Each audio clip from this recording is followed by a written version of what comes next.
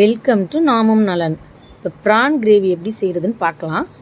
அதுக்கு ஒரு 15 பல் பூண்டு உரித்து கட் பண்ணி வச்சுட்டு எண்ணெயில் போட்டு வதக்கிக்கணும். அதுக்கப்புறம் ஒரு பெரிய வெங்காயம் ஒரு 3 வெங்காயம் கட் பண்ணி வச்சுட்டு அந்த பூண்டோட போட்டு வதக்கிக்கணும். வதக்கிட்டு ஒரு 3 தக்காளி, பெரிய சைஸ் தக்காளி 3 தக்காளி கட் பண்ணி வச்சுட்டு அதையும் இந்த வெங்காயத்தோடு போட்டு வதக்கிட்டு கருவேப்பிலை கொஞ்சம் போட்டுக்கணும். போட்டு நல்லா வதக்கிட்டு உப்பையும் போட்டுட்டு அப்போ தான் கொஞ்சம் வதங்கி போட்டுட்டு நான் 2 கிலோ ப்ரான் வாங்கியிருக்கிறேன். வாங்கினதை வந்து க்ளீன் பண்ணதுக்கப்புறம் 1 கிலோ அளவுக்கு தான் வரும். அதனால் 1 கிலோ அளவுக்கு நான் உரித்ததை 1 கிலோ அளவுக்கு தான் இப்போ நான் செய்கிறேன். அதை போட்டு நான் நல்லா வதக்கிடணும். வதக்கிட்டு மஞ்சத்தூள் 1 ஸ்பூன் போடுங்க, மல்லித்தூள் ஒரு 2 ஸ்பூனு,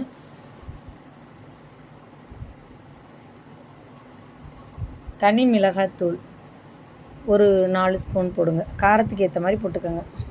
அதோட நீங்கள் கம்மி பண்ணணுன்னா 1 ஸ்பூன் கம்மி பண்ணிக்கோங்க. சோம்புத்தூள் வந்து ஒரு 2 ஸ்பூன் போட்டுக்கோங்க.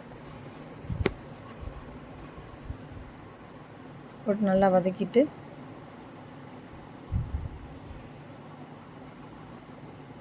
கொஞ்சம் தேங்காய் பால் எடுத்திருக்கேன்.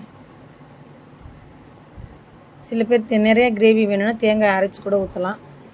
நான் தேங்காய் பால் புழிஞ்சு கொஞ்சம் ஊற்றிருக்கேன்.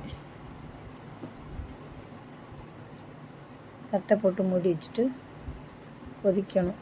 ஏன்னா வந்து ப்ரானை வந்து லேட்டாக தான் நம்ம போடணும். அப்போ தான் பச்சை வாடை போனதுக்கப்புறம் போடணும். ரொம்ப முன்னாடியே போட்டால் ஹார்டாகிடும் ப்ரான். அதனால் கிரேவி ரெடி ஆனதுக்கப்புறம் தான் கொஞ்சம் நேரம் கழித்து இதை போடணும்.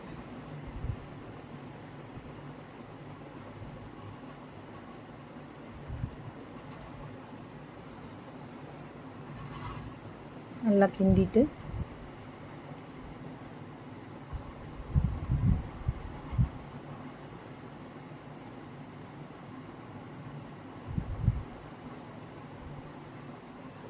இதில் வந்து கிரேவி கொஞ்சம் எடுத்துக்கலாம். சாதத்தில் போட்டு சாப்பிட்றதுக்கு கொஞ்சம் கிரேவி எடுத்துக்கலாம். நான் கொஞ்சம் கிரேவி எடுத்திருக்கேன். கொஞ்சம் எடுத்துகிட்டு அதை அப்படியே இன்னும் கொஞ்சம் சுருள் அப்படியே வறுத்தரலாம்.